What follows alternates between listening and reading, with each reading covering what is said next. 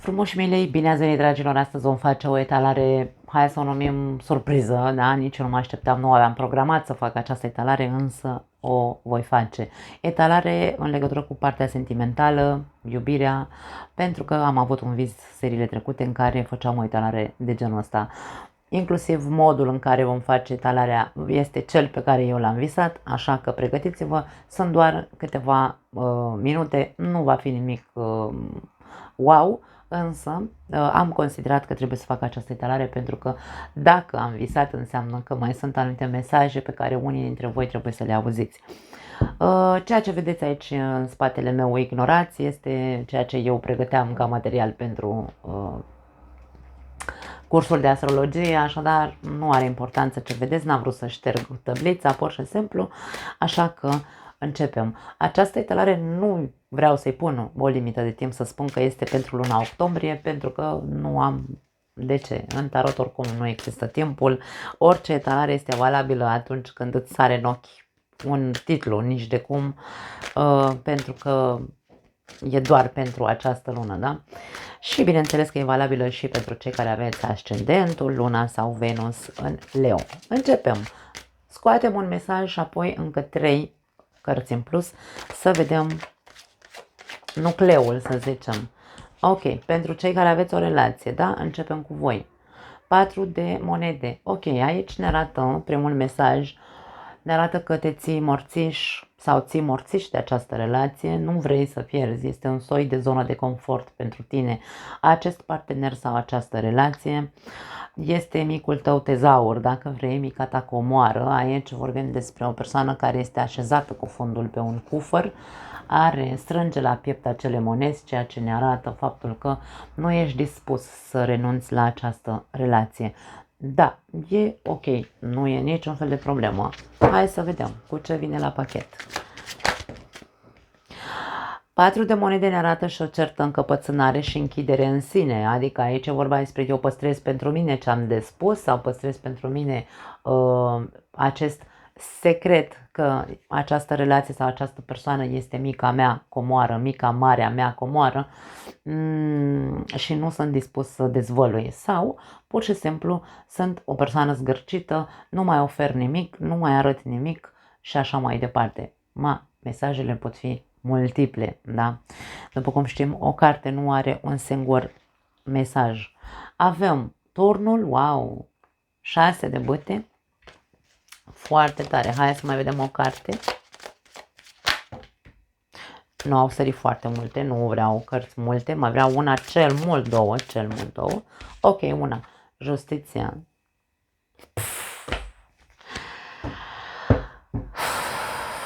Lumea. Atenție! Nu pupă ce vedem aici cu ceea ce a ieșit. Nu pupă starea asta de zonă de confort și tot ce am zis până acum, de agățare de relație sau de partener cu restul cărților. Ce se întâmplă? Ce nu se pupă în tine, practic, pentru că aici e despre tine, da? Sau, mă rog, ce nu se pupă în legătură cu relația asta sau cu partenerul de viață.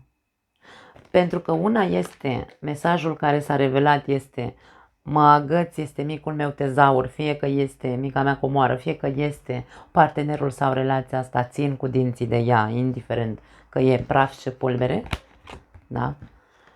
Și din mândrie sau de-al dracu nu vreau să divorțez. Da, îmi cer scuze, dragii mei, eu știți că sunt naturală, cui nu-i place de mine, treceți pagina. Pentru că, practic, e ca și cum toată esența ta țipă și îți spune eliberează-te, pleacă, du-te, rupe, divorțează, distanțează-te, fă ceva și tu nu, asta este familia mea, asta e casa mea, sunt copiii mei, e bărbatul meu, e femeia mea și așa mai departe. Nu se pupă nimic. Ce se întâmplă? Unii dintre voi probabil că sunteți într-un colaps. Și nu un colaps, o lovitură sub centură. Aici mândria voastră a fost pusă la pământ. Ceva s-a întâmplat în relația voastră, într-atât încât pe tine să te fi pus la pământ din punct de vedere al mândriei personale. Știm că leul este centrul universului, este guvernat de soare, soarele este centrul universului, așadar leul are nevoie să fie întotdeauna pe primul loc în viața celuilalt. Și aici pare că tu n-ai mai fost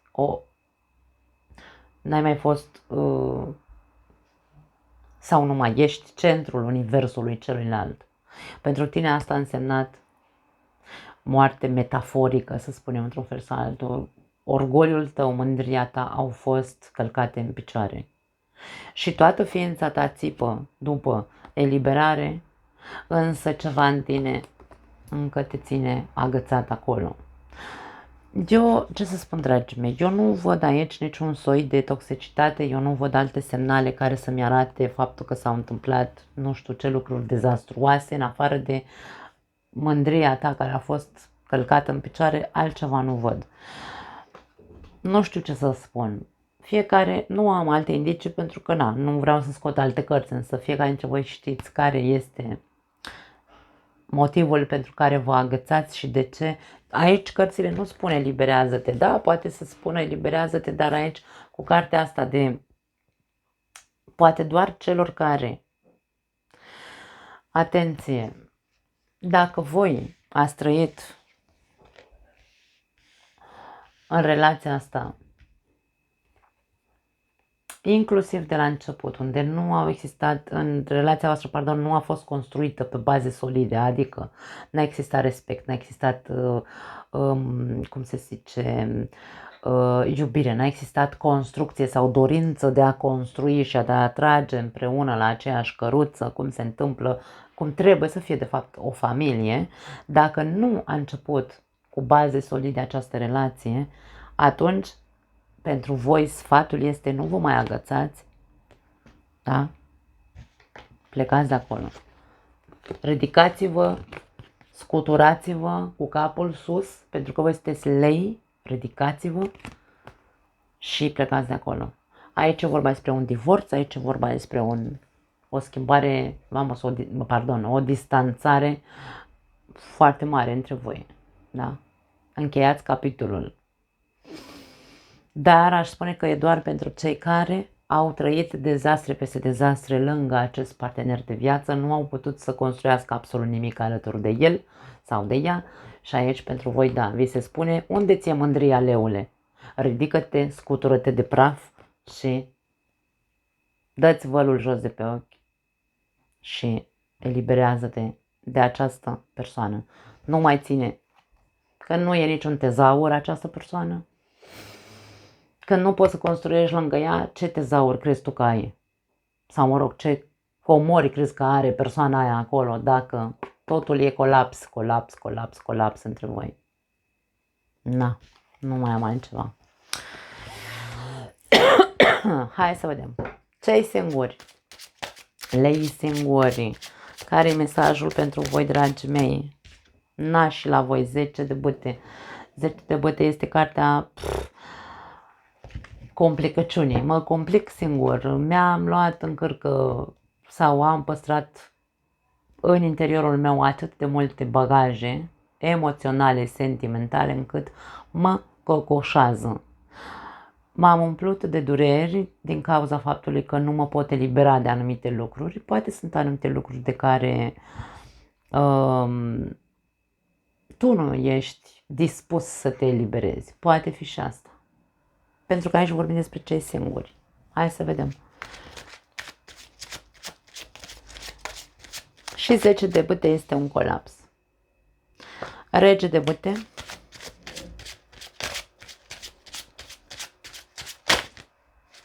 Foarte multe cărți. Nu luăm atât de multe. 2 mai vreau. Ok, s-au întors. Hai să vedem. As de monede și judecata. Ce să vezi, dragă leu? Singur va trebui să vezi. Îți place sau nu-ți place, va trebui să vezi. As de spade. Va trebui să vezi și va trebui să accepti, pentru că doar mâna ta stă să rezolvi problemele astea pe parte sentimentală sau problemele, nu neapărat probleme, ci asta, problema asta. de cocârjală, problema asta de încărcătură, problema asta care te stresează. E ca și cum aici am ajuns la un colaps, sunt tensionat, mereu sunt în tensiune când vorbim despre emoții sau mereu sunt în tensiune când mi se deschide subiectul iubire, da? Aici deja nu pentru că am avut relații urâte, relații grele, relații de care am tras sau poate pe care relații în care mi-am asumat mult mai mult decât ar fi trebuit să-mi asum. Și încărcătura psihică, emoțională, fizică este atât de mare încât e ca și cum nu îmi trebuie. Însă, aici nu e vorba despre nu mai îmi trebuie. Aici este vorba despre pentru mine această carte înseamnă trezire. Judecata nu înseamnă mă apuc să judec, da? Ci mă trezesc să văd și să aud și alte opțiuni, să aud și alte mesaje. Nu stau doar în părerea mea. Eu aici am nevoie să mă eliberez de anumite lucruri care mă împiedică să avansez în partea sentimentală, da? Așadar, aici ca și cum se spune, nu mai fi mândru, dragă leu, da? Și vezi sau acceptă că mai ai de învățat, mai ai de să te deschizi și să înveți să construiești ceva solid. Nu se construiește ceva solid din excese, adică te duci și îți pui inima pe tavă pentru că leul este foarte generos, da? Din punct de vedere sentimental. Nu te duci să-ți pui inima pe tavă și să spui ia-o și fă ce vrei cu ea. Nu. Ai de învățat în ale iubirii. Când tu ajungi să îți scoți, hai să spunem așa, tot ce e mai bun în tine pentru celălalt și tu, da? Tu ți-asumi relația însă în exces și de la celălalt nu ceri nicio recompensă, nu ceri absolut nimic sau poate doar aștepți și nu vine și atunci tu ajungi în acel colaps în care zici nu mai îmi trebuie relații pentru că eu mereu am dat și n-am primit nimic. Și aici, de ce nu? Hai să ne trezim odată să vedem că de fapt noi nu făceam lucrurile cum trebuie. Cum adică stau și îl umplu pe celălalt cu de toate și nu cer nimic în schimb? Cei care aveți o mare problemă, pentru că există multe persoane care au probleme cu eu mă dăruiesc și mă dăruiesc necondiționat, nu cer absolut nimic pentru că asta e iubire. Ai, nu pe bune. Uite ce se întâmplă când ai părerea asta așa de dusă de acasă, da? Trezește-te la realitate că nu ăsta este modul în care să zici că vezi, Doamne, iubești necondiționat. Pentru mine nu există iubire necondiționată. Nu. Puteți să spuneți, mama își iubește copilul necondiționat, mama își iubește copilul necondiționat în anumite condiții. Pentru că dacă copilul ăla vine și îți dă două în gură, nu știu cât de mult îl mai iubești. Ca să ne înțelegem, da? Așa că, dragii mei, hai să ne trezim cu toții la realitate, că suntem oameni capabili de a gândi și a regândi, da? Suntem oameni capabili să vedem realitatea așa cum este, nu ne mai ascundem după deget și nu ne mai băgăm aici în coșciuge să ne facem că nu vedem, da? Băgăm capul ca struțul în nisip. Nu. Hai să ieșim și să ținem piept acelor lucruri pe care noi am crezut că le-am făcut bine, însă nu le-am făcut bine. Nu trebuie să le ținem piept, ci trebuie să ne descotorosim de ele și să zicem ok, vreau, da, Domne, accept, merit să am o relație serioasă, însă știu că mai am de învățat.